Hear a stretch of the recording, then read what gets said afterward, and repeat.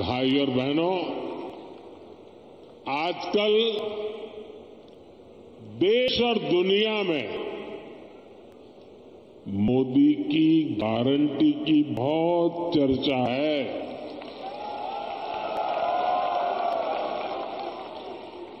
और रेवाड़ी तो मोदी की गारंटी का सबसे पहला गवाह है। यहां पीएम पद के उम्मीदवार के रूप में मैंने देश को कुछ गारंटियां दी थी। देश की इच्छा थी कि दुनिया में भारत की साख बढ़े। ये हमने करके दिखाया। देश की इच्छा थी कि अयोध्या में प्रभु राम का भव्य मंदिर का निर्माण हो। आज पूरा देश भव्य राम मंदिर में विराजे राम लला के दर्शन कर रहा है।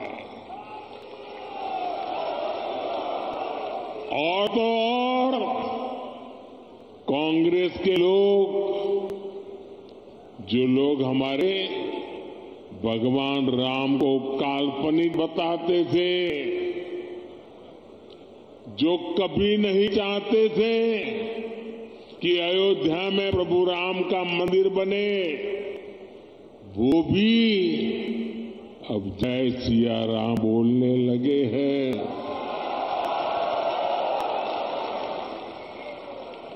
साथियों, कांग्रेस ने दशकों तक जम्मू कश्मीर से आर्टिकल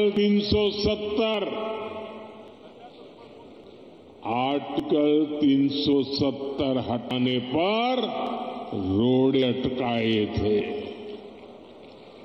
मैं आपको गारंटी दी थी कि जम्मू कश्मीर से आर्टिकल 370 हटाकर रहूंगा।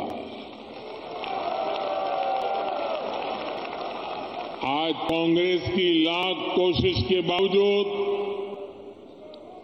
आर्टिकल 370 इतिहास के पन्नों में खो गया है। आज जम्मू कश्मीर में महिलाओं, दलितों, पिछड़ों, आदिवासियों को उनके हक मिलने लगे हैं। इसलिए ही तो लोगों ने एक और संकल्प लिया है और जनता जनार्दन कह रही है, आप लोग कह रहे हैं, जिसने 370 हटाया, जिसने 370 हटाया, उस बीजेपी का टीका 370 सीटों से होगा।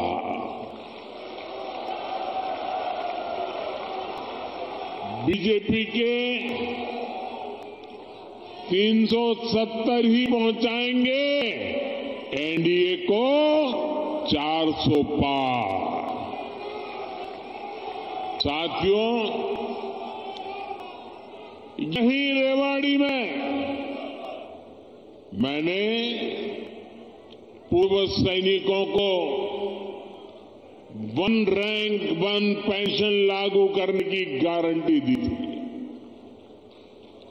कांग्रेस वाले सिर्फ 500 करोड़ रुपए दिखाकर 1 रैंक 1 पेंशन लागू करने का झूठ बोलते थे। रेवाड़ी की वीर धरा से लिया गया वो संकल्प मैंने आपके आशीर्वाद से पूरा किया। अभी तक ओआरओपी के तहत वन रैंक वन पेंशन के तहत पूर्व सैनिकों को करीब करीब 1,00,000 करोड़ रुपए मिल चुके हैं और इसके बड़े लाभार्थी हरियाणा के भी पूर्व सैनिक रहे हैं। सिर्फ रेवाड़ी के ही सैनिक परिवारों की बात करूं तो उन्हें ओआरओपी से 600 करोड़ रुपए से ज्यादा मिले हैं। आप मुझे बताइए, जितना पैसा रेवाड़ी के सैनिक परिवारों को मिल रहा है उससे भी कम कांग्रेस ने पूरे देश के पूर्व सैनिकों के लिए बजट में रखा था, सिर्फ 500 करोड़।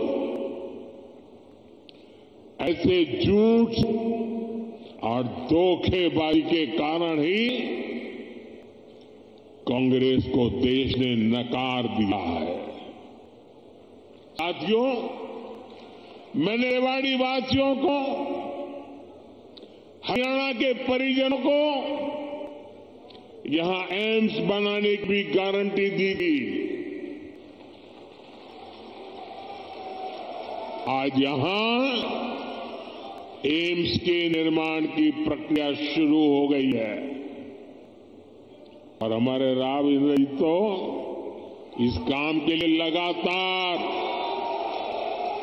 वो बोलते कम है लेकिन जो तय करे उसके पीछे लगे रहते हैं। आज एम्स का शिलान्यास हुआ है तो मेरी गारंटी की, और मैं आपको कहूंगा कि आज उसका शिलान्यास किया है और लोकार्पण भी हम ही करेंगे।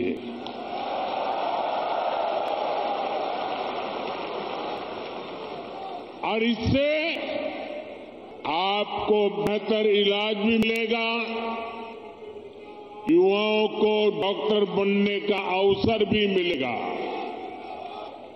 और रोजगार, स्वरोजगार के भी अनेक अवसर बनेंगे।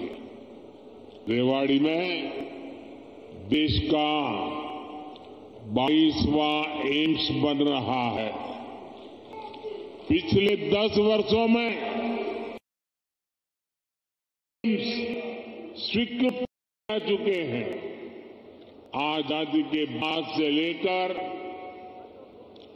2014 तक देश में करीब 380 मेडिकल कॉलेज बने थे। बीते 10 वर्षों में 300 से अधिक नए मेडिकल कॉलेज बने हैं। हरियाणा में भी हर जिले में कम से कम एक मेडिकल कॉलेज बनाने का काम तेजी से चल रहा है।